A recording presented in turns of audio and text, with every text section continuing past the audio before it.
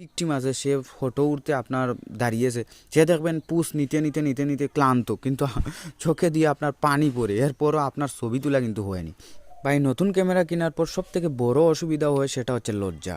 দেখেন, লজ্জা থাকার কারণে আমরা ভিউ ফাইন্ডার ইউজ করতে পারি না, এতে করে আমাদের ছবিটা নষ্ট হয়ে যায়, ভাই অনেক টাইম লাগে ছবি তুলতে হলে। তো গাইজ, ক্যামেরার সিরিজের আরেকটি ভিডিওতে আপনাকে স্বাগতম। আজকে আমি আপনাদের সাথে শেয়ার করব বা কিছু টিপস শেয়ার করব, যেগুলোর ফলে আপনাদের শরমকে হার মানাতে পারবেন অ্যান্ড আপনি ভালো ছবি তুলতে পারবেন, কম সময়ে ছবি তুলতে পারবেন।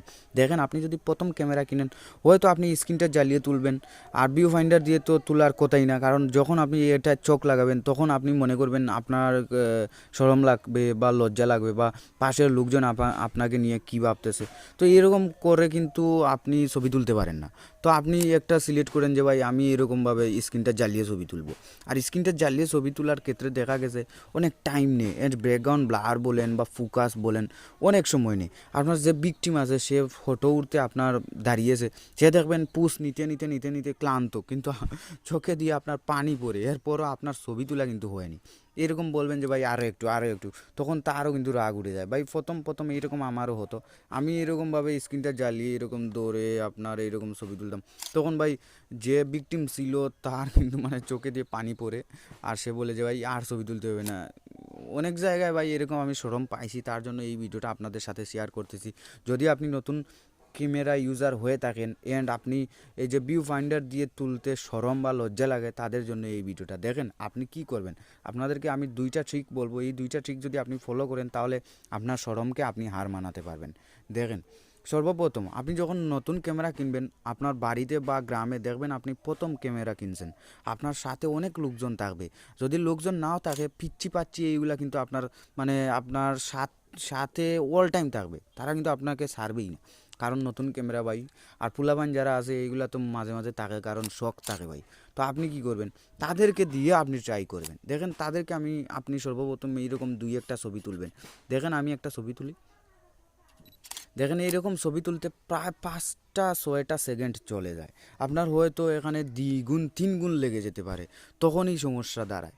তো গাইস, আপনাদেরকে এই ট্রিকটা আপনাদের সাথে আমি যদি ফলো করেন তাহলে আপনার অবশ্যই শরমটা ভেঙে যাবে। দেখেন, প্রথমে আপনি এইটা দিয়ে আপনার এই স্ক্রিনটা জ্বালিয়ে আপনি 2-1 দিন ছবি তুলবেন। আর ছবি কোথায় তুলবেন, আপনার বাড়িতে, যে আপনার পাড়াপড়শি আছে বা ছোটোখাটো যারা থাকে না। প্রথম ক্যামেরা আনার পর আপনি কিছু সেটিং বেটিং শিখবেন, যদি শিখতে চান আমার চ্যানেলটা ঘুরে আসতে পারেন। শিখে আপনি জাস্ট এইরকমভাবে 2-1 দিন আপনি বাড়িতে ছবি তুলবেন, তাহলে আপনি বুঝতে পারবেন যে ভাই এইরকম তোলা ভালো না ভিউ ফাইন্ডার দিয়ে তোলা ভালো। এরপর আরেকটা ট্রিক দেখেন, আপনার যদি বাড়িতে ছাদ থাকে, যেমন ধরেন একা একা আপনি থাকতে পারেন, তখন কিন্তু আপনার শরম লাগবে না, আপনি এইটা দিয়ে তাকিয়ে আপনি ছবি তুলতে পারবেন, কারণ শরমটা কিছু কমে যাবে, আপনি একা থাকবেন। আর যদি ভাই কয়েকজন থাকে, তাহলে শরমটার হারটা আরও বেড়ে যায়।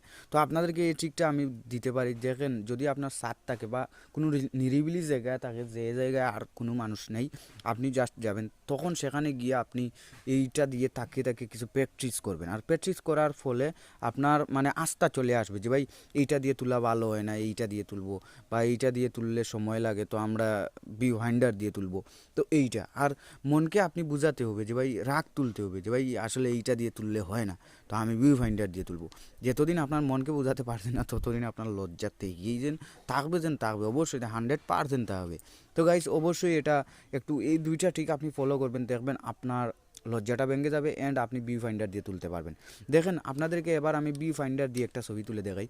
দেখেন, 1 সেকেন্ডও লাগে না ভাই, 0 মিলি সেকেন্ড লাগে একটা ফটো তুলতে, কিন্তু আপনি যদি এই স্ক্রিনটা জ্বালিয়ে তুলেন তাহলে দেখা গেছে প্রায় 10 সেকেন্ডের মতো লেগে যাবে। আপনি যদি নতুন ক্যামেরা কিনে থাকেন তাহলে আপনার হাতটা কাঁপাকাঁপি করবে, তখন ফোকাস নিতে আরও সময় লাগবে, তখন দেখা যাবে আপনি ফটোই তুলতে পারতেছেন না। আর ফটো যদি তুলতে না পারেন ভাই, তাহলে ডিএসএলআর কিনে কী লাভ। তো গাইজ, আপনাদের সাথে আমি এইটা শেয়ার করার চেষ্টা করছি যে ভাই আপনারা ভিউ ফাইন্ডার ইউজ করার চেষ্টা করবেন, তাহলে আপনার আরও পারফরমেন্স বাড়বে অ্যান্ড আপনাকে আরও প্রফেশনালি দেখা যাবে, আরও মানুষ আপনাকে নিবে যে ভাই আমার এই ফটোগ্রাফি করে দেন বা এই ফটোগ্রাফি করে দেন। তো গাইজ, বুঝতে পারছেন, আপনি অবশ্যই 2-1 দিন স্ক্রিনটা জ্বালিয়ে আপনি বাড়িতে প্র্যাকটিস করতে পারেন, তাহলেই আপনার শরমকে বা লজ্জাকে আপনি হার মানাতে পারবেন।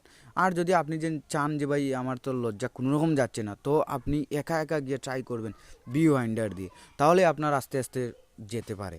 আর আরেকটা বিষয় ভাই, যদি নতুন ক্যামেরা কিনেন তাহলে আমি মনে করি 1 মাসের ভিতরে আপনার ভিউ ফাইন্ডার দিয়ে আপনি তুলতেই পারবেন না, কারণ আপনার লজ্জাটা একটু বেশি থাকে। তো এই ধরনের ট্রিক যদি আপনি ফলো করেন তাহলে আমি বলতে পারি সপ্তাহের ভিতরে আপনি ভিউ ফাইন্ডার দিয়ে ছবি তোলা শিখে যাবেন। আর ভিউ ফাইন্ডার দিয়ে তোলার ক্ষেত্রে অনেক সুবিধা আছে ভাই, অনেক মজাও লাগে। এগুলা নিয়ে আমি অন্য ভিডিওতে কথা বলবো। আজকে এই পর্যন্ত। যদি ভিডিওটি ভালো লাগে অবশ্যই একটি লাইক করবেন, আর এইরকম টিউটোরিয়াল পাওয়ার জন্য অবশ্যই সাবস্ক্রাইব করে রাখতে পারেন, যাতে ভাই আপনাদের সাথে এরকম যারা নতুন আছেন, বিগিনার আছেন, তাদেরকে আমি এরকম সাহায্য করে যেতে পারি। Thanks for watching. খোদা হাফেজ। দেখা হবে নতুন কিছু নিয়ে। আজকে এই পর্যন্ত।